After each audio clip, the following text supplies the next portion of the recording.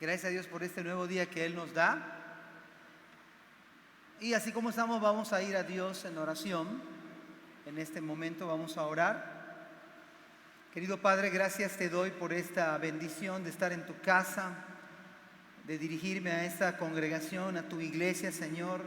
Yo te pido solamente que me llenes con tu Espíritu Santo, que llenes a cada creyente, Señor, también con tu Santo Espíritu, Señor. Padre, ayúdame a explicar tu palabra, Señor. Que te veamos a ti, oh Señor, una vez más. Y te ruego, Señor, que nos dé la gracia para obedecer tu santa palabra. Porque te lo ruego y te lo suplico en el nombre de Jesús. Amén. Bueno, vámonos a ir a Hechos, capítulo número 6. La semana pasada estábamos viendo los primeros 8 versículos del capítulo 6. Y bueno, vamos a darle continuación a este capítulo 6. Y termina el versículo 7 de manera emocionante. Pues la Biblia dice que crecía la palabra del Señor y el número de los discípulos se multiplicaba grandemente. En Jerusalén también muchos de los sacerdotes obedecían a la fe. Así termina el versículo número 7 del capítulo 6 del libro de los Hechos. Ahora vamos a entrar al versículo número 8. Hay un proverbio que me gusta mucho y antes de comenzar a leer este pasaje voy a leérselos.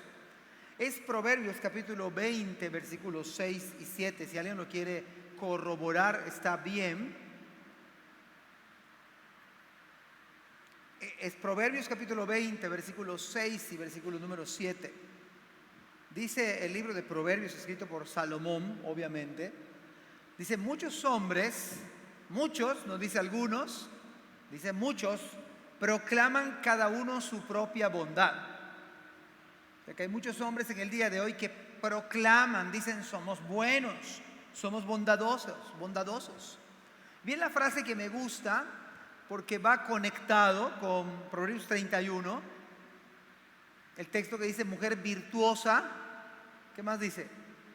¿Quién la hallará? Pero mire qué dice el pasaje bíblico de Proverbios 20 versículo 6, segunda parte. Pero hombre de verdad, ¿quién lo hallará? Hombre de verdad. No es que diga que sea bondadoso, sino un hombre de verdad. ¿Quién lo hallará? Imagínense las muchachas que no se han casado, pero me imagino que cualquier muchacha tiene su corazoncito, ¿verdad? Ella late. Algunas late más fuerte que otras. Pero esto es algo muy sabio porque dice, pero hombre de verdad, ¿quién lo hallará? ¿Qué muchachas de las que están aquí van a hallar a un hombre de verdad? No que proclame su propio, porque es fácil decir yo soy bueno, yo soy bondadoso, eso está fácil. Dice la Biblia que muchos se proclaman. Pero la clave está, hombre de verdad, ¿quién lo hallará? Es como para orarle al Señor cada muchacha de esta iglesia, cada señorita de esta iglesia, hallar a un hombre de verdad.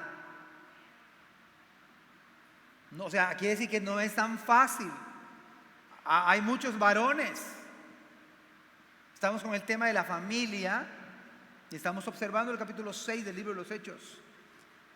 El versículo 7, mire que dice, camina en su integridad el justo. Sus hijos son dichosos después de él. ¿Qué les parece si leemos ahora sí, versículo 8 de Hechos 6? Y comienza este versículo diciendo lo siguiente, y Esteban. Ustedes me van a decir al final si este Esteban era un hombre de verdad. No nos dice la Biblia si estaba casado, pero lo más seguro es que sí lo estaba. No nos dice la Biblia cuántos hijos tenía. De hecho, no hay gran información de Esteban. Al final ustedes me van a decir, o van a sacar sus conclusiones y van a decir, Esteban era un hombre de verdad. La palabra, el nombre y el significado de Esteban significa coronado. Eso significa Esteban, coronado. Y la verdad es que su nombre tiene que ver con lo que fue Esteban. Y después de ver la vida de Esteban, ustedes, a mí y a ustedes los varones, debe ser un motivo de oración. debe ser un motivo de buscar al Señor para llegar a ser como Esteban, el hombre coronado. Dice la Escritura, y Esteban, lleno de gracia y de poder, hacía grandes prodigios y señales entre el pueblo. Habíamos visto en Hechos capítulo 6 que hubo una murmuración de los judíos helénicos o arameos contra los hermanos judíos, porque había un choque cultural entre el idioma y la cultura griega, que eran judíos siempre, pero eran los que no vivían en Jerusalén. Luego regresaron a vivir a Jerusalén, pero había un choque cultural, de tal manera que hubo un conflicto, hubo una murmuración de los hermanos, no eran inconversos, hermanos creyentes. Ellos decían que las viudas de aquellos, como eran griegas, las judías, los hermanos judíos o apóstoles no las atendían bien. No es del mismo, no hablan lo mismo que nosotros. Hubo una murmuración y lo vimos hace un domingo atrás. Así que déjeme decirle este dato. Esteban fue el primer predicador helénico o griego.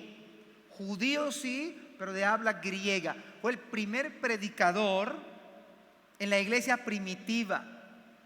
De alguna forma él es el enlace entre Pedro y Pablo. Ustedes van a ver que empieza a desaparecer Pedro y salta así como, yo me imagino, creo que tengo cierta capacidad de imaginación, pero yo me imagino saltando de la Biblia, en un sentido. Él salta ante sus ojos, salta la figura de Esteban, salta Esteban mismo como el primer predicador entre Pedro y el apóstol Pablo. Él le predica a los judíos extranjeros, a los de afuera, y él se identifica plenamente porque él era helénico.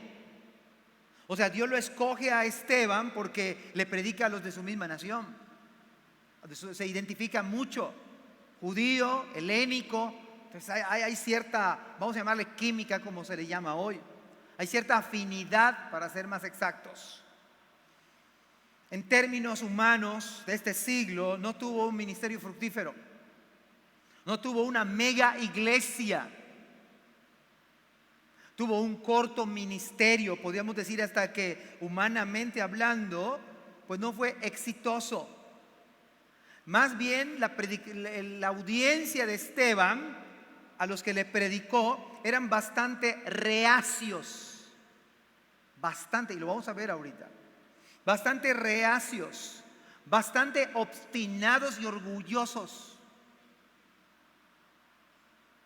Puedo decir, como en el libro de Ezequiel capítulo 37, que la audiencia de Esteban era a la que Dios le dijo a Ezequiel: predícale a esos huecos secos en gran manera, y son un montón de huesos casi a punto de pulverizarse. Esa era la audiencia de Esteban. Esteban le predicó a una audiencia de cadáveres. No había un solo nuevo nacido. ¿Sí? Imagínese eso. O sea, la congregación con la cual le habló Esteban, no habían salvos. O sea que humanamente hablando no tuvo un éxito, no hubo conversiones como cuando predica Pedro y predica Juan. Nadie se arrepintió en ese momento. Nadie dijo: yo sigo a Cristo, yo me quiero bautizar. No hubo uno solo, cero.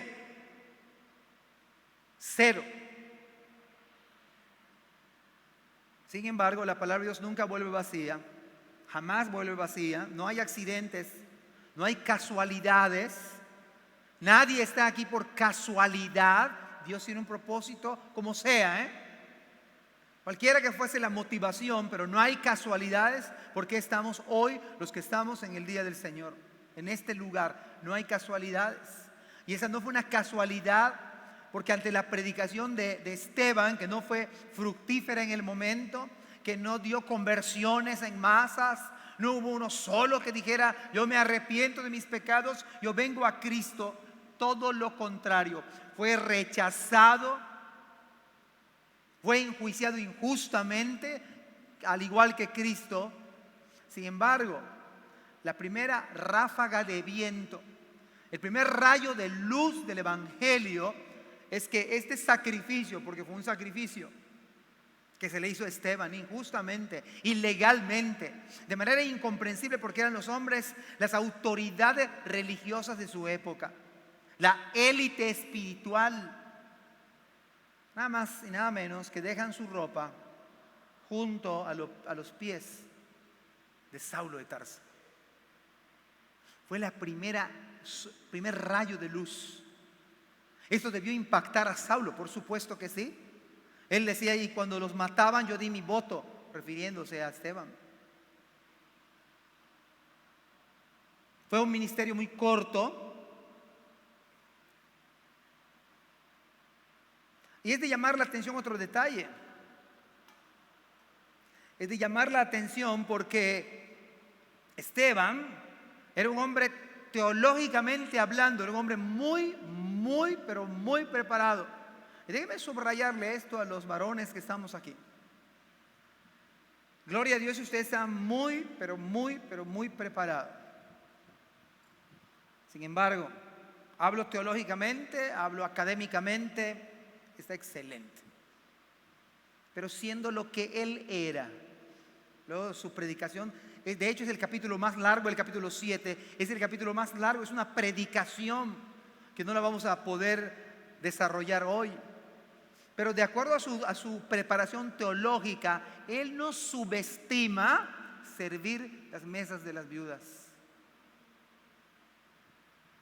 Queridos varones, lo que más necesita hoy en día nuestras familias, nuestros hogares, piden a gritos.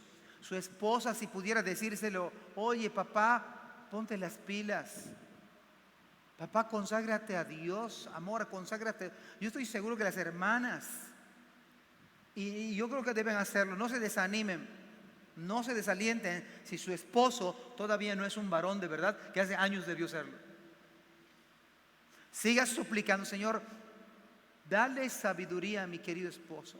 Pon temor en su corazón, quebrántalo. No empiece a orar ahorita, estoy diciendo nada más. Bueno, puede orar en silencio. No le pegue un codazo, te lo estoy diciendo hace años, ¿ya viste? No lo delate en este momento. Pero sabe Dios lo que cada varón necesita delante del Señor. Y no necesariamente se requiere estar casado para ser un hombre de verdad. De hecho, los papás debemos enseñarle a nuestros hijos a ser varones de verdad, varones íntegros. Hace falta una falta extrema, es una imperiosa, gracias, pero ya se volaron las servilletas. No me pasa nada, está bien así. Es una imperiosa necesidad. Dice la Biblia, versículo número 8. Y Esteban lleno de gracia. Imagínense, hermanos, tener en casa un esposo lleno de gracia. Y la palabra lleno en el original es completo. No le falta nada. Imagínense una esposa teniendo a un varón en el hogar lleno de gracia. Que no le falte nada. Ese era Esteban. Sí, era el que fue electo para servir mesas. A las mesas de las viudas, a pesar de su preparación teológica. Dígame si en el hogar no hace falta este tipo de hombres. En la iglesia no nos hace falta varones llenos de gracia y de poder. Como bien dice B.H. Carroll, un nuevo hombre se hizo conspicuo en este tiempo. Dios levantó a un sencillo hombre y lo puso en gracia. Y su obra y su carácter lo hicieron prominente. No solo para ese momento, porque no fue solamente en ese instante, fue para todos los siglos y, ¿por qué no?, para toda la eternidad. Hace falta orarle al Señor para que Dios nos dé su gracia para ser varones de verdad, mis queridos hermanos. Hace falta que Dios tenga misericordia de ustedes, varones, los que somos varones. Que Dios tenga misericordia y haga de nosotros hombres de verdad. hombres conforme a la palabra del Señor, hombres que temamos al Señor, como bien dice Josué 24:15, yo y mi casa serviremos a Jehová. Es el liderazgo espiritual. Ese liderazgo espiritual requiere en nuestros hogares, las familias, la iglesia, el trabajo, la oficina. Necesitan hombres de verdad, hombres humildes, hombres quebrantados, hombres que sirvan en su iglesia local, hombres que atiendan a su esposa, que no la descuiden, que vean por sus hijos, que hagan de sus hijos varones de verdad. Eso hace falta de manera imperiosa. Además que la Biblia dice que Esteban era un varón lleno de fe y que Esteban era un hombre lleno del Espíritu Santo. Hermanos, si hay algo que más necesitamos en el día de hoy, es que cada varón de esta iglesia sea lleno del Espíritu Santo. Y para estar lleno del Espíritu Santo necesita cada varón estar lleno de la palabra del Señor. Esto no se da así como solo emociones. No es que me venga un rayo del cielo y que me dé un calambre. Eso se requiere tiempo en la palabra. Se requiere quebrantamiento de orgullo, de soberbia, de altanería. Estoy hablando de los hombres.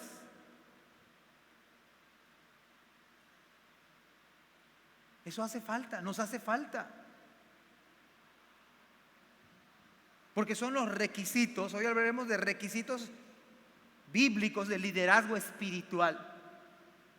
Son requisitos bíblicos del liderazgo espiritual.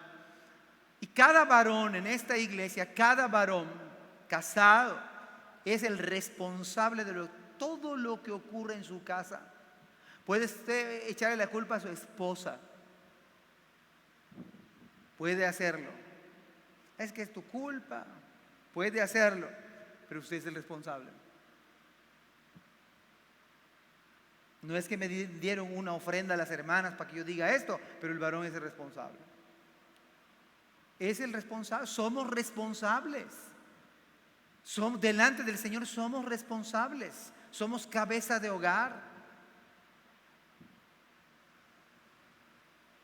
Yo creo delante del Señor que Dios da a la esposa para que uno tiene como barro en sus manos.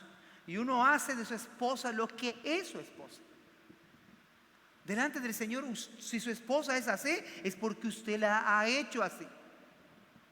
Pero recuerde que dice Efesios, para presentársela a sí mismo como una iglesia gloriosa, sin mancha, ni arruga, ni cosa semejante. Entonces es Cristo quien le da forma a su iglesia, ¿no? La limpia, la protege, la cuida como su propio cuerpo, la sustenta. Es la tarea de los maridos exactamente hacer lo mismo con nuestra esposa. Nuestra esposa está como está gracias a usted y a mí.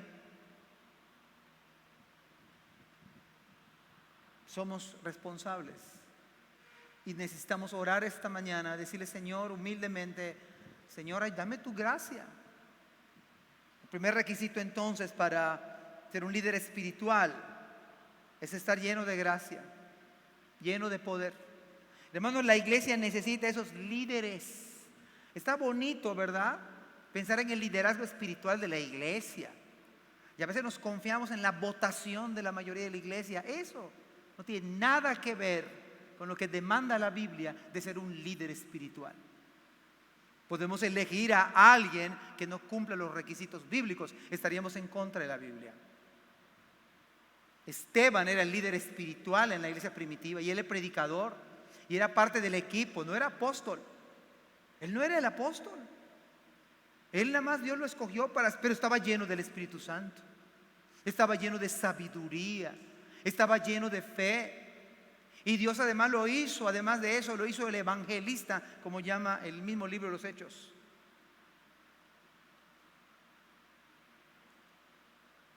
La historia bíblica dice que Esteban era un hombre lleno del Espíritu Santo, que estaba lleno de fe y además que obraba milagros.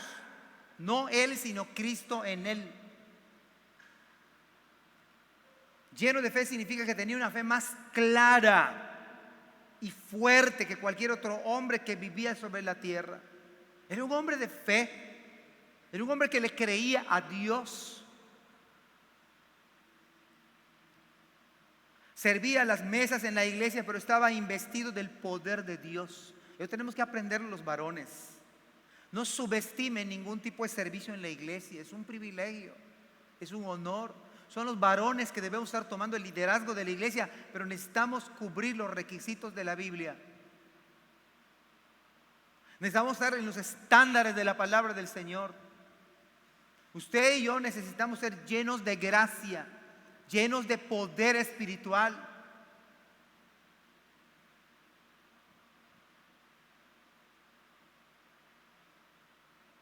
Y la palabra lleno, decía hace un rato, significa repleto, cubierto por encima, completo.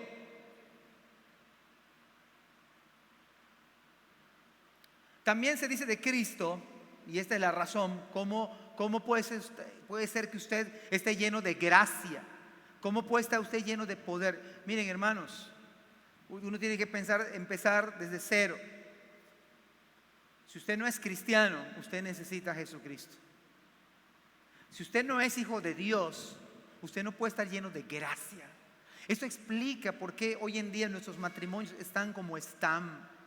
Porque el hombre de casa no le teme a Dios, no es creyente, no ha nacido de nuevo, no es salvo por la gracia del Señor. Entonces, ¿cómo puede guiar a su esposa? ¿Cómo puede guiar a sus hijos a temerle a Dios si él no es creyente? Puede decir que es creyente, pero no es creyente si sus hechos lo niegan. Dice Tito, profesan conocer a Dios, pero con sus hechos lo niegan. Uno puede ser profesante, uno puede decir soy creyente, ¿lo puede uno decir? Muchos lo dicen. Mateo 7:21. Muchos me dirán aquel día, Señor, Señor, no profetizamos en tu nombre, y en tu nombre echamos fuera demonios, y en tu nombre hicimos muchos milagros. Y entonces Cristo les contesta, nunca os conocí, apartados de mí, hacedores de maldad. Entonces en el día del juicio muchos se van a presentar con credenciales, esto hicimos muchos milagros en tu nombre, y sí, echamos fuera demonios. Pero nadie dijo, yo me arrepentí, yo puse mi fe en Jesucristo. Hicimos profesantes, pero no creyentes. Juan capítulo 1, versículo 14 dice, y aquel verbo fue hecho carne, es Cristo. Aquel verbo fue hecho carne y habitó entre nosotros. Y vimos su gloria, gloria como del unigénito del Padre, lleno de gracia. ¿Por qué Esteban estaba lleno de gracia? Porque él estaba entregado a Cristo, porque él era salvo por la gracia del Señor. Él había nacido de nuevo, por eso estaba lleno de gracia. Es porque Cristo estaba en él.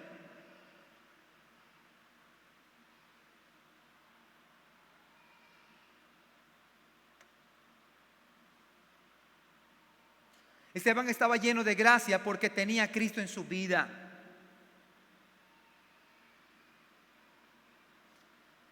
Volvemos al pasaje bíblico. Y Esteban, lleno de gracia y de poder, hacía grandes prodigios y señales entre el pueblo. A ver, acuérdense de un dato interesante, hermanos. En el capítulo 6, en el capítulo anterior, capítulo 5, ¿usted se acuerda que se le prohibió a Pedro y a Juan hablar en nombre de Cristo? ¿Se acuerda usted de eso? Se los prohibieron. El detalle es que ellos siguieron, ellos les pidieron al Señor, danos de nuevo para que hablemos tu palabra con valor. O sea que siguieron predicando. Había una causa aquí, una causa justificada de alguna manera para prender a Esteban. El detalle es que él seguía predicando y ya se lo habían prohibido. El detalle es que a los apóstoles se los prohibieron y él estaba lleno de gracia y de poder y hacía grandes prodigios entre el pueblo y señales. O sea, él hacía favores. Él oraba por los enfermos y por la gracia del Señor los sanaba. Él oraba otro tipo de prodigios que dice la Biblia para corroborar la palabra del Señor.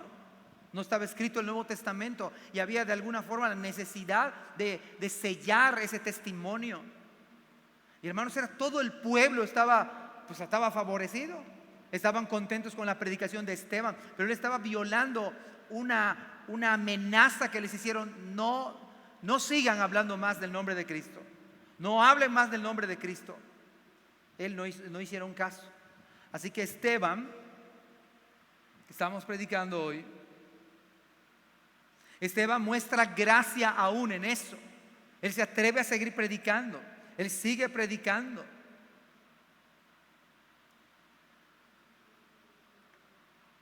En esta confrontación que se va a dar con los líderes judíos, Esteban se presenta en verdad porque estaba lleno de gracia. Él pudo huir. En el día de hoy parece ser que se vende la idea de que no se sufra. No, déjeme decirle algo. Si alguno padece como cristiano, no se avergüence. Ser cristiano es sufrir. Pare de sufrir, es una secta diabólica. Y aquellos que quieren vender la idea de no sufrir, eso no es cristianismo. Porque el cristianismo es sufrir por la causa, pero vale la pena sufrir por Cristo. O sea, no nos llama Dios a unas vacaciones eternas aquí en la tierra. Porque ser cristiano, no dijo Cristo, si esto hicieron con el árbol verde, ¿qué no harán con el seco? Si usted se convierte como cristiano realmente, la gente le va a aborrecer. A la gente no le va a caer bien usted, porque usted se va a parecer a Cristo. ¿No a Juan el Bautista le cortaron la cabeza? Ese fue el precio de ser cristiano. Juan capítulo 1, versículos 16 y 17 dice: porque de su plenitud tomamos todos, y gracia sobre gracia. Pues la ley por medio de Moisés fue dada, pero la gracia y la verdad vinieron por medio de Cristo, de Jesucristo. Esteban era un hombre lleno de gracia porque él tenía verdaderamente a Cristo. Ningún papá puede estar lleno de gracia si no tiene a Jesucristo en su vida. Hará usted sus esfuerzos, hará usted lo que pueda, pero no está lleno de gracia.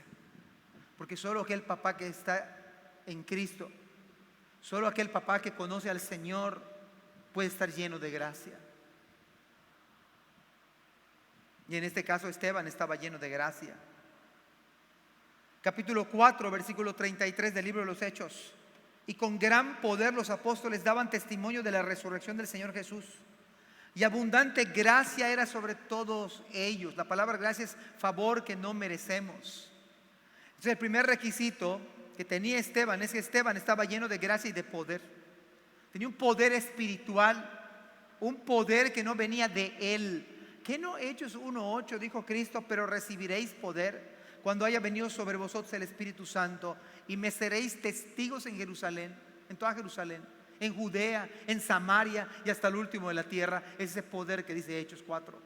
Es ese poder que Esteban tenía en este versículo. Estaba lleno de poder espiritual. Nosotros como papás necesitamos este poder espiritual. Usted y yo necesitamos estar llenos de gracia y llenos de poder espiritual. Porque nuestras armas no son carnales.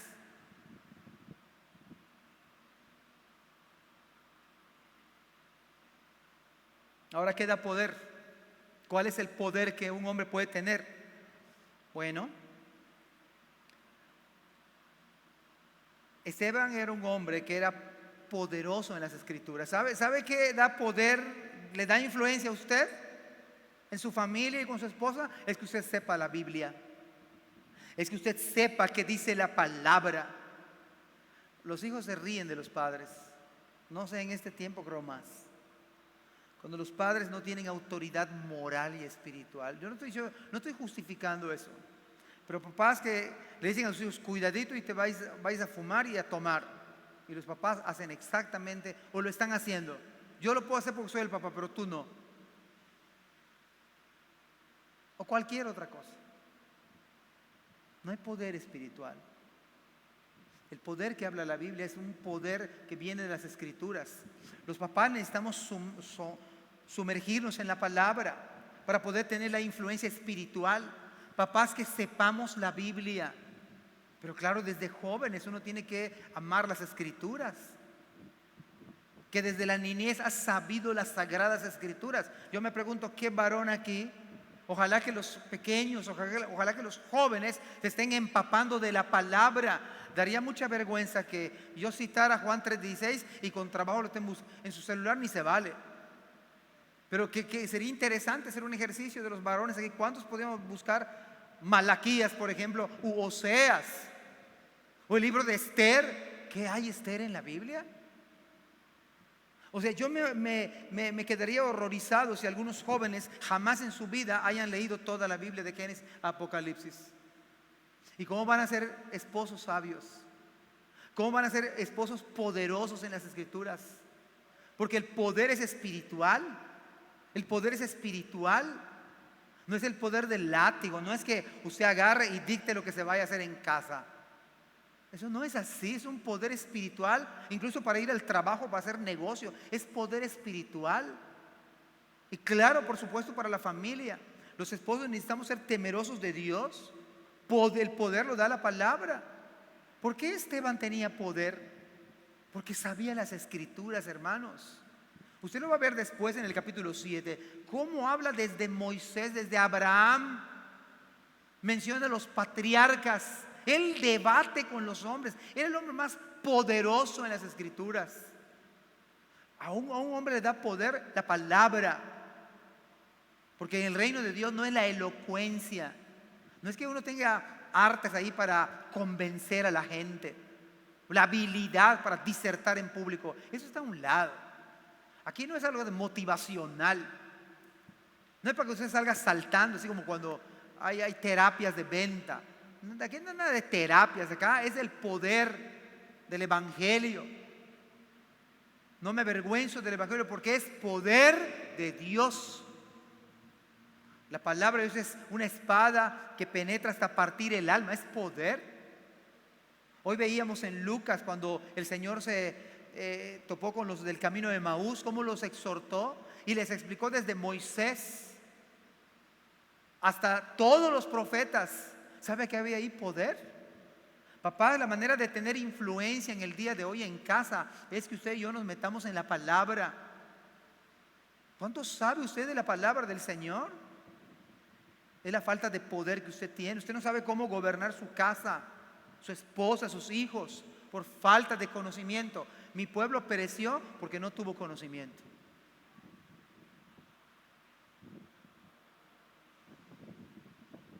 Esteban era un hombre poderoso en las Escrituras. Esteban no se promocionó a sí mismo. Sus obras eran tan fuertes como sus palabras.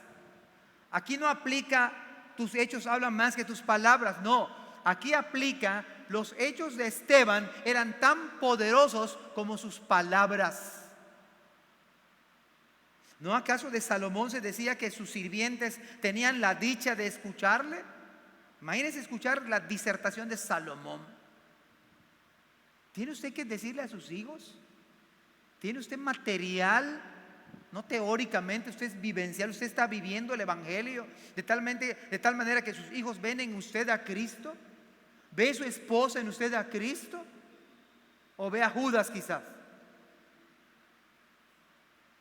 Cuando ve usted a su esposo, usted está viendo un hombre que se está esforzando para parecerse más a Cristo. ¿O está viendo usted otro tipo de personas? Este no es Cristo. ¿Usted cree que a Cristo le daría flojera venir a la iglesia? ¿Usted cree que a Cristo le daría flojera leer la palabra? ¿Qué ve su esposa en usted? ¿Ve un hombre temeroso que está luchando contra el pecado? ¿Ve un hombre que está esforzándose para conocer más de Cristo? Ve un hombre poderoso en hechos y poderoso en palabra. De tal manera que no solamente hablaba, sino que lo vivía. De tal manera que no solamente lo vivía, también era poderoso en esos aspectos. ¿Qué ven sus hijos en usted? ¿Ven a Cristo sus hijos? Sus hijos están diciendo, yo quiero ser como mi papá. O ya se dieron cuenta y están diciendo, la verdad, lo que menos quiero ser es lo que hace mi padre. No se lo van a decir. Algunos ya lo dicen. Pero otros ahí va a estar en su corazón. Lo que menos deseo es ser como mi padre. ¿Cómo me da tristeza la vida de mi padre? No, entonces necesitamos rogar esta mañana, Señor, perdóname que no he sido el padre ideal. Yo no estoy lleno de gracia. No estoy lleno de gracia. A lo mejor hay un papá que sí, está luchando, pero no está lleno de gracia. No es un varón misericordioso. Es un varón conflictivo en su casa. En su trabajo es el que pelea. Y en la iglesia es el que discute. No está lleno de gracia. A veces hasta tenemos el pecado del orgullo. Yo digo lo que pienso y se lo digo a quien sea.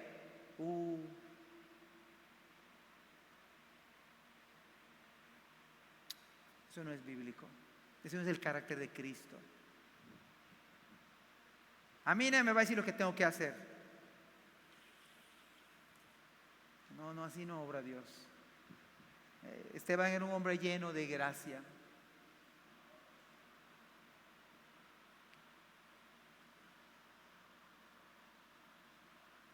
Antes que usted haga, primero es ser y luego hacer. A veces nosotros nos vamos con la idea equivocada. A mí me gustaría tener este cargo en la iglesia. Primero sea y luego preocúpese por hacer. Esteban no se promocionó a ser el que servía a las mesas. Esteban primero procuró su vida espiritual. Y Dios se encarga de lo demás, Dios no tiene ningún problema. El corazón del rey está en la mano de Jehová. Y si creemos en un Dios soberano, Él quita y pone reyes.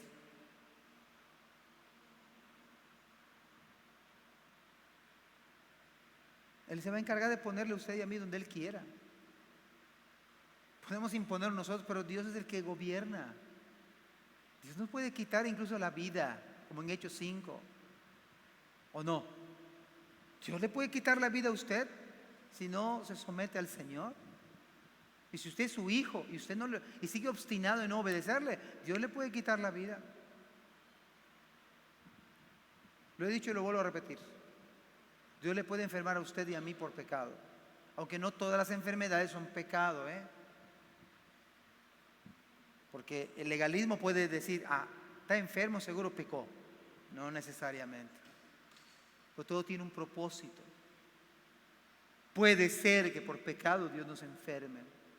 Y puede no ser. Como decía Pablo, he rogado al Señor 3 veces que me quite este aguijón en mi carne. Y el Señor me ha dicho, bástate mi gracia. O sea, no te voy a sanar, porque mi poder se perfecciona en la debilidad. Porque cuando soy débil, entonces soy fuerte. Puede ser que Dios le enferme a usted para hacerle más santo, más piadoso. Él es soberano.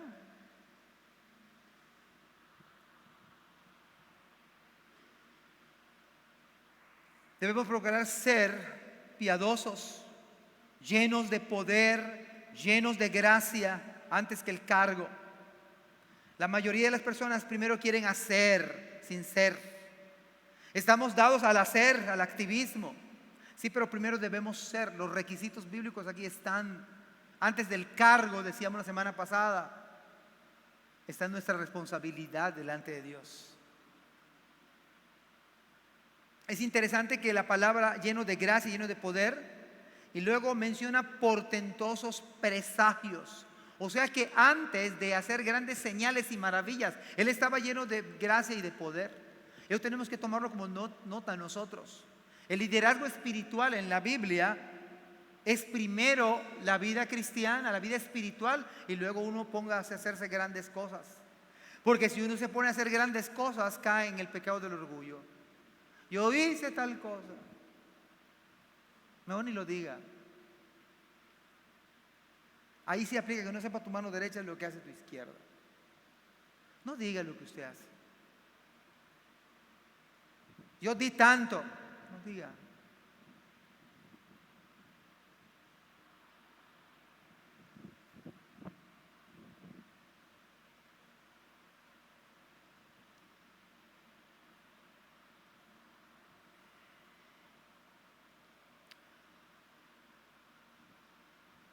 Piense usted esta mañana, hoy por hoy, ¿por qué usted no está lleno de gracia y de poder? Piense usted, varón que me escucha, ¿por qué no está lleno de gracia y de poder? ¿Qué ha pasado? ¿Qué le ha perjudicado en su vida cristiana? ¿Por qué usted no está lleno de poder? Es que tengo un poder y tengo gracia, pero no está lleno en esta mañana. La causa es porque no está lleno del Espíritu Santo. Y si no está lleno del Espíritu Santo es porque no está metido en las Escrituras. Porque no ve la palabra de Dios, o la ve pero no la obedece. ¿Usted cree que nos va a llenar el Espíritu Santo si sabemos hacer lo bueno y no lo hacemos? ¿Nos va a llenar el Espíritu Santo?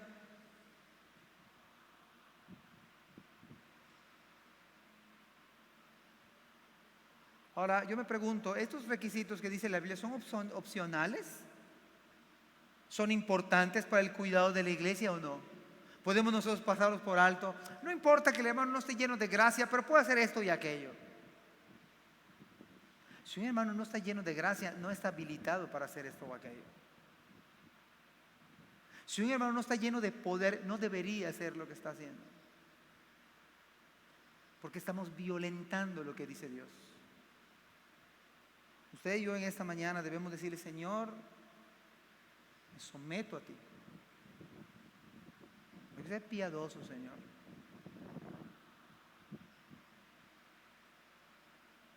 A lo mejor el pecado es el que ha ganado ventaja. Decía Pablo en Romanos capítulo 6, versículo 12 al 14, dice: no reine pues el pecado en vuestro cuerpo mortal. No reine pues el pecado en vuestro cuerpo mortal, de modo que lo obedezcáis. La razón por la cual usted no está lleno de bondad, y lleno de poder, y lleno de gracia, es porque quizás ha estado obedeciendo a sus concupiscencias. Ni tampoco presentéis vuestros miembros al pecado como instrumentos de iniquidad. Quizás su cuerpo lo ha presentado como instrumento de iniquidad, sino presentaos vosotros mismos a Dios como vivos de entre los muertos. Es el primer paso que haríamos esta mañana. Y vuestros miembros a Dios como instrumentos de justicia. Aquí está mi vida, aquí está mi cuerpo, aquí está mi mente, Señor. Yo quiero someterme a ti. Porque el pecado no se enseñoreará de vosotros, pues no estáis bajo la ley, sino bajo la gracia. Ahora déjeme decirle algo. ¿Acaso esto no lo necesitamos en cada hogar de esta iglesia de Israel? ¿No necesitamos varones con humildad, con quebrantamiento, que digan: Señor, ¿me estás hablando a mí? Me falta que yo esté lleno de gracia, lleno de poder espiritual. ¿No hace falta eso en la iglesia de Israel?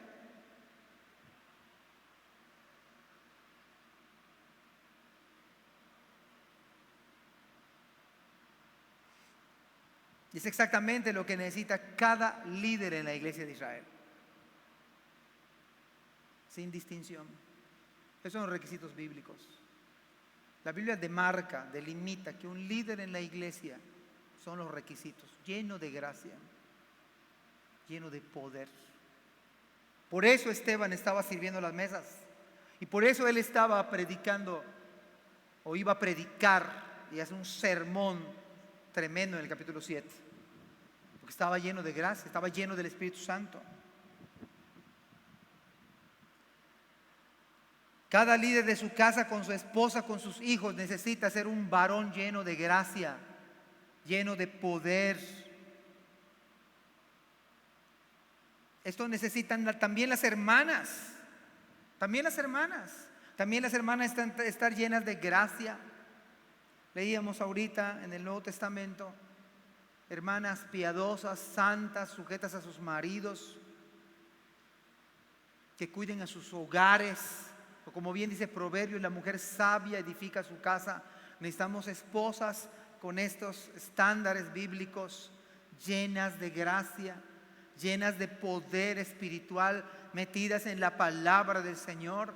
Es el tipo de esposa también. Mujer virtuosa, ¿quién la hallará? Queridos jóvenes, ustedes deben orar y deben buscar a mujeres virtuosas. Pero para casarse con mujeres virtuosas necesitan ser hombres de verdad. Porque los hombres de verdad buscan mujeres virtuosas, y las mujeres virtuosas buscan hombres de verdad.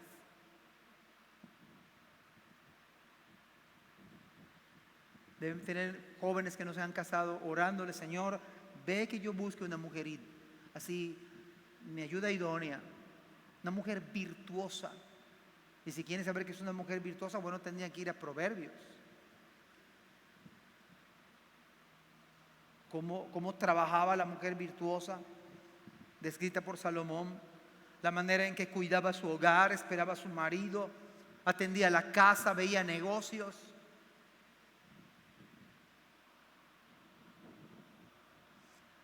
Pero también nuestros hijos necesitan esto, estar llenos de gracia, llenos de poder. En Hechos 18:24 nos dice que Apolos, dice, llegó entonces a Éfeso un judío llamado Apolos, natural de Alejandría.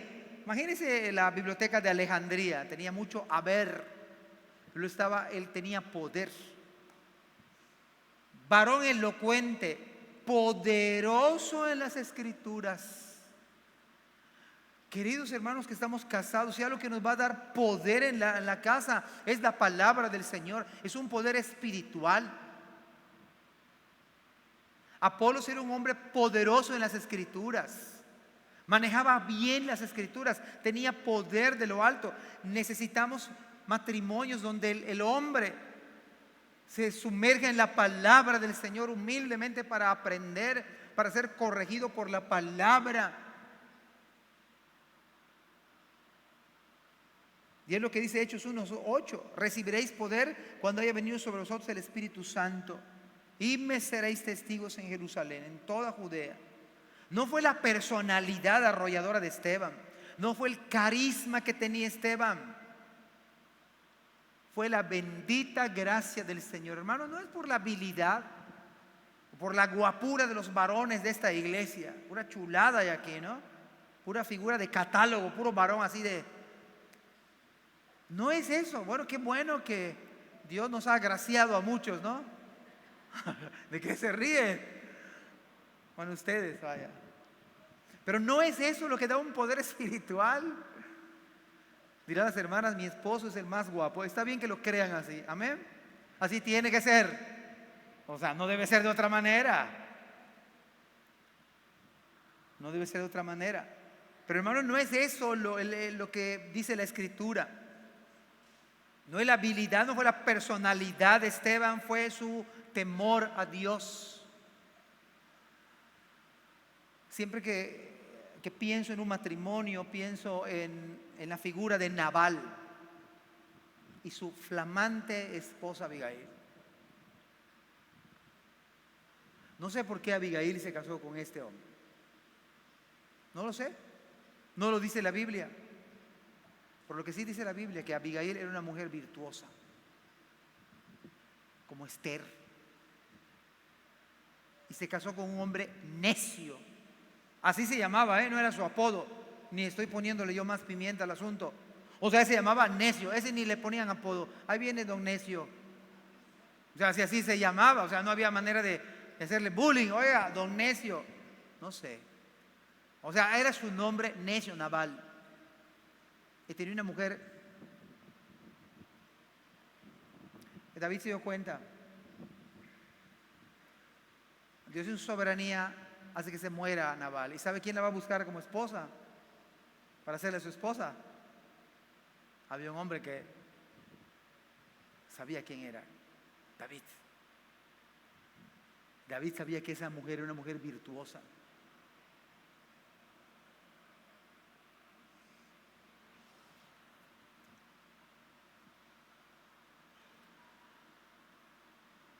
Vamos al versículo 9, ya estamos terminando este sermón. 9 y 10. Entonces se levantaron uno de las sinagogas llamados de los libertos. Mire, siempre en la Biblia, cuando vemos que la obra del Señor, porque eso dice los últimos versículos con los que concluimos, que crecía la palabra del Señor, siempre va a haber oposición. Futuros pastores, usted tiene que lidiar con la oposición, pero que Dios dé sabiduría para que, como dice la palabra, el siervo del Señor no debe ser contencioso, sino amable, paciente, de tal manera que paciente para con todos, hasta para algunos, por si quizás Dios les concede que se arrepientan para conocer la verdad. Y futuros pastores que están aquí, Eso pasa en la obra del Señor. Vea usted, Nehemías, hay oposición. Y dice el versículo número 9: entonces se levantaron unos de la sinagoga llamados de los libertos. Estos llamados de los libertos eran hermanos judíos que no vivían, que fueron esclavos de Roma y que fueron liberados después. Por eso le llamaban los libertos. Y de los de Cirene, de Alejandría, donde estaba la biblioteca inmensa, de Cilicia, ojo, porque de ahí viene Tarso, donde es Saulo de Tarso, de Cilicia, y de Asia, disputaban con Esteban. ¿Cuál era el tema de fondo, el tema acalorado? El tema era el templo, y por supuesto que Esteban puso el dedo en la llaga, y por supuesto que Esteban, les digo que su templo ya no servía para nada. Yo no me imagino ese predicador liviano dándole las palmadizas en la espalda. Claro que predicaba verdad con amor, pero predicaba, y eso incomodó tanto a estos hombres, y por eso lo mataron. Porque él tocó, pero él dijo la verdad. Claro que mintieron, como lo vamos a ver, pero él tocó la llaga, puso su dedo allá. Ese templo y todo lo de la ley ya se cumplió en Cristo. Eso incomodó a los tradicionales hombres. Pero ve el versículo 10: pero no podían resistir la sabiduría y al espíritu con que hablaba. Este era un hombre, Esteban, podemos decir además que era un hombre colosal. Se adelantó a la interpretación de las Escrituras en el capítulo 7, porque él explica cada cosa con Abraham, con los patriarcas, con José, con David.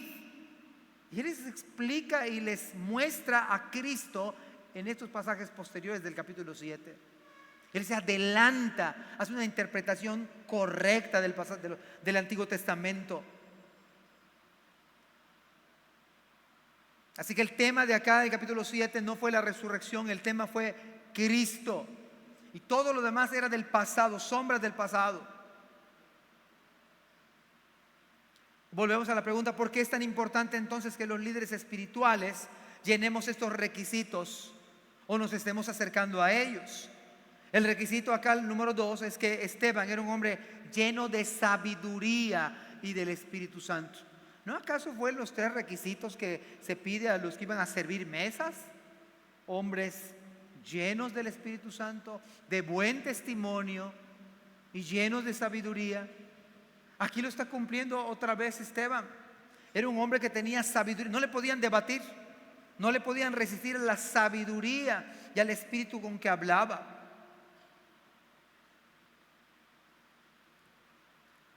Dado que se enfrenta con conflictos de afuera, es necesario estar lleno de sabiduría. Se los he dicho y se lo voy a repetir otra vez. Hay momentos en los cuales por sabiduría usted no se defienda. Generalmente usted gane algo, gane más perdiendo muchas veces. Así es el cristianismo. Usted puede ganar más a veces perdiendo, teniendo la razón y no discutiendo. ¿Por qué va a pelear?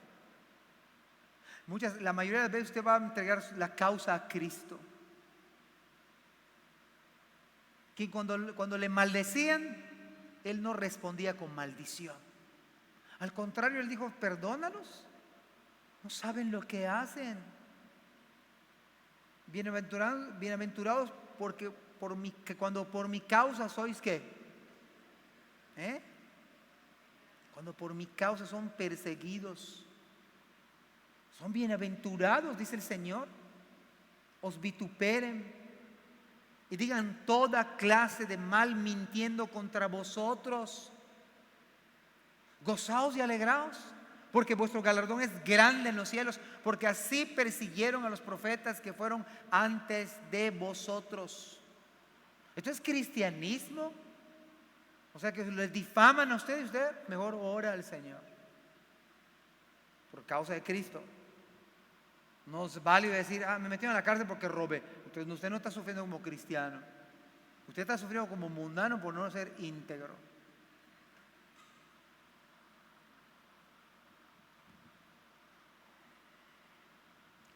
Dice 1 Timoteo 3:5: lleno de sabiduría Requisito número 2, lleno del Espíritu. 1 Timoteo 3:5, por favor, dice: pues el que no sabe gobernar su propia casa, ¿cómo cuidará de la iglesia de Dios? Hermanos, el liderazgo espiritual necesita de hombres llenos de sabiduría, que no sabe gobernar su propia casa. ¿Cómo va a cuidar de la iglesia? Usted puede opinar 1000 cosas de la iglesia, pero no sabe gobernar su propia casa. En la NTV dice: pues si un hombre no puede dirigir a los de su propia casa, ¿cómo podrá cuidar de la iglesia de Dios? Mis queridos varones, hermanos míos, necesitamos ser quebrantados esta mañana de tal manera que venga tal convicción de pecado para suplicar sabiduría, para comenzar a gobernar nuestra propia familia. Si no se sabe gobernar la propia casa, ¿de qué manera se pretende ver los asuntos espirituales de la iglesia?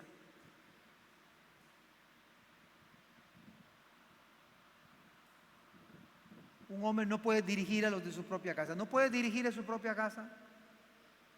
No sabe cómo dirigir su hogar. No sabe cómo llevar a sus hijos al temor del Señor. No sabe cómo llevar a su esposa a las cosas del Señor. Su esposa está al margen de la iglesia. Sus hijos están fríos espiritualmente. No se exime la responsabilidad a la hermana, porque la hermana no está sujeta a obedecer al pecado de su esposo. Ni se exime la responsabilidad de los hijos, pero es responsabilidad de los padres. ¿Cómo es que su esposa está al margen de la iglesia y no está sirviendo? Usted ha descuidado su corazón de su esposa. Es que me hicieron algo. Hable con su esposa. Mi amor, perdona. ¿No se lo ha dicho a su esposa? Mi amor, ama. Es que le caigo mal a toda la femenil. ¿Y? O sea, hijos míos deben estar involucrados en el ministerio juvenil. No quieren. O sea, eso no entiendo. No saben dirigir su casa. Quieren dirigir en la iglesia. No es bíblico. ¿No creen ustedes que falta que Dios quebrante a los varones? Dios levante varones que teman a Dios con humildad. Ahora voy a decirles algo. Si un varón aquí dice: no, pastor, yo la verdad no me siento mal, tiene usted razón, está así mi casa, pero está bien la cosa. Yo le pediría a la iglesia que pidamos que Dios traiga convicción de pecado. La convicción de pecado es que usted se sienta mal, que no está bien que un hombre, un varón de la casa no sepa dirigir su hogar. Mire, si un hombre no sabe dirigir su hogar, ¿usted cree que está bien ponerlo como líder en la iglesia? Eso no está en la Biblia. Así que la mayoría quiere. ¿Cómo nos ha matado eso? Aunque la mayoría quiere, la Biblia dice cómo debe ser. La mayoría mató a Cristo. La mayoría murió en el desierto porque no creyeron lo que dijo Josué y Caleb. Esto no es política, ni son reglas parlamentarias. ¿Qué dice el Espíritu Santo? Estamos a orar al Señor para que Dios quebrante a los corazones de los varones. Que Dios nos quebrante y que haya humildad. Dice: Señor, ayúdame, no he sabido cómo dirigir mi hogar. ¿Sabe por qué? ¿Cuál es la idea? Es que Dios ponga esa convicción, nos haga sentir mal, nos lleve al arrepentimiento. ¿Cómo es el peligro? Cuando uno no obedece a Dios, fíjese que se endurece, hermanos. Cuando uno se siente bien y hasta explica y justifica, yo ya digo, yo lo pongo en las manos del Señor, yo ya no puedo. Los sanos no tienen necesidad de médico, sino los enfermos. Si Dios trae convicción de pecado en los varones de esta iglesia y dice: Señor, sí, Señor, soy yo, no he sabido cómo. Y nos metemos en la palabra, nos humillamos delante del Señor. Dios puede hacer un milagro. Dios puede sanar matrimonios, sanar heridas, darme sabiduría para conducir a mi esposa en los caminos del Señor, a mis hijos en los caminos del Señor. Recordemos que todo lo que el hombre siembra, eso cosecha. Que siembra para su carne, va a cosechar corrupción.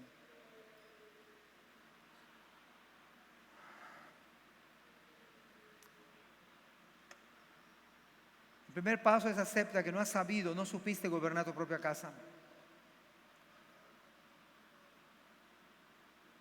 Recordemos que Esteban fue el primer mártir cristiano en la historia de la iglesia. Él murió por la causa del evangelio, por la causa de Cristo. Yo oro al Señor para que cada uno de nosotros nos dé la gracia de ser hombres llenos de gracia, de poder, de sabiduría, por supuesto llenos del Espíritu. Esto, por supuesto, que estoy diciendo es sobrenatural. Lo común es que vengamos todos los domingos acá y nos sintamos bien, pero lo que estoy diciendo es lo que está en la Biblia y es sobrenatural. Sería sobrenatural que cada varón de esta iglesia se arrepintiera delante del Señor por el tipo de liderazgo que ha estado llevando en casa. Yo no espero lo normal. Yo le ruego al Señor que Dios haga un milagro y que Dios toque los corazones de los varones y también de las hermanas y también de los hijos. ¿Cómo podemos vivir en una iglesia una monotonía nada más de venir? ¿Está Cinépolis, hay clima? Aquí no. Ni hay palomitas. Yo no espero algo como Cinépolis. Yo le ruego al Señor que el Espíritu Santo obre en los corazones. De tal modo, hermanos, que usted se levante como Josué en esta mañana y humildemente le diga al Señor: yo y mi casa. Que diga como Esther, ahora sí como Esther, que agarre la frase de las hermanas o de Esther, aunque no sea mujer. Y usted diga como Esther: si perezco, que perezca. Yo me voy a entregar al Señor, no a medias, tengo que estar lleno del Señor. Si perezco, que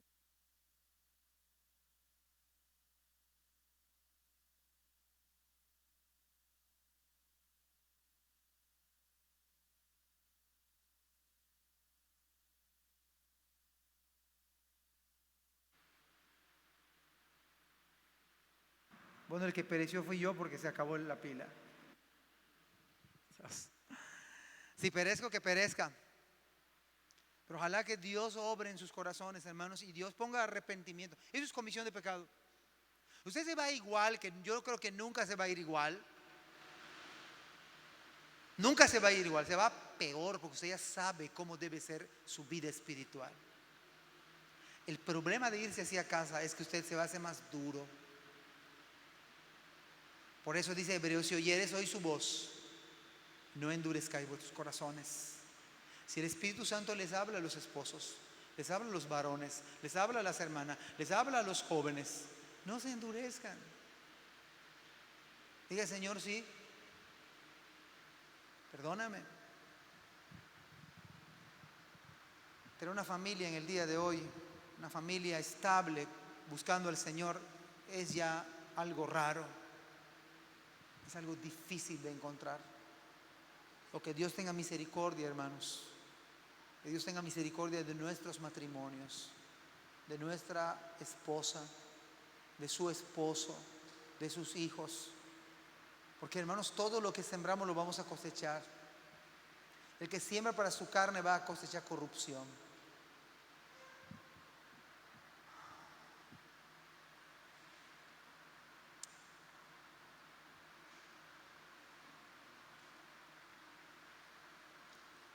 Leo el versículo 11 al 15. Entonces sobornaron a unos para que dijesen que le habían oído hablar palabras blasfemas contra Moisés y contra Dios. Y soliviantaron al pueblo, a los ancianos, a los escribas, y arremetiendo le arrebataron y le trajeron al concilio. Y pusieron testigos falsos que decían: este hombre no cesa de hablar palabras blasfemas contra este lugar santo y contra la ley. Pues le hemos oído decir que ese Jesús de Nazaret destruirá este lugar y cambiará las costumbres que nos dio Moisés. Entonces todos los que estaban sentados en el concilio, al fijar los ojos en él, vieron su rostro como el rostro de un ángel. ¿Sabe qué veo en estos pasajes finales? Yo veo un drama terrible en estos pasajes bíblicos, porque viendo el rostro como si fuese de un ángel, o sea, todos allá se dieron, nadie podía debatir lo que habían hecho este hombre, prodigios y señales. Nadie podía rebatirle sus argumentos. Es más, lo que dijo Esteban, según ellos, que iba a ser destruido en el año 70, el emperador Tito destruyó ese lugar. Y es lo que queda hoy, solamente un muro en Jerusalén, donde los judíos oran y meten papelitos de peticiones. O sea que lo que dijo Esteban nadie pudo debatirle y era verdad, aunque ellos mintieron y violaron los mandamientos de la ley. No matarás, no dirás falso testimonio contra tu prójimo, ni mentira. Ellos lo violaron de manera intencional y abierta. ¿Sabe qué veo de manera increíble en este último pasaje? Es que la gente, a pesar de ver la obra de Cristo, la obra del Evangelio, sigue no creyendo en el Evangelio. Lo más dramático y cruel que puede pasarle a usted o a algunos de los que están aquí es no creer el Evangelio de Cristo. Es no arrepentirse de sus pecados. Es no venir a Cristo humillándose delante. Es lo peor que le puede pasar. Vieron su rostro como de un ángel, irradiaba, y lo mataron después. Vamos a orar. Padre, muchas gracias te doy por este día. Gracias por la congregación. Señor, te pido por cada esposo, por cada varón, Señor, que tú levantes, que tú limpies, Señor, que tú perdones, que tú llenes de poder, llenes de gracia, llenes de sabiduría, llenes con tu Espíritu Santo. Necesitamos tener familias en la iglesia, Señor, con temor tuyo, que sepamos cuidar, dirigir nuestra casa, Señor, que es prioridad, que se cae en pedazos y nosotros o algunos papás no se dan cuenta. Padre, pon temor en la vida de las hermanas, de las esposas, de los hijos. Ten misericordia de esta iglesia, Señor. No permitas que se vayan iguales, Señor. Permitas que se vayan con arrepentimiento. No les dejes en paz, Señor, hasta que vengan arrepentidos a tus pies. Porque te lo ruego en el nombre de Jesús.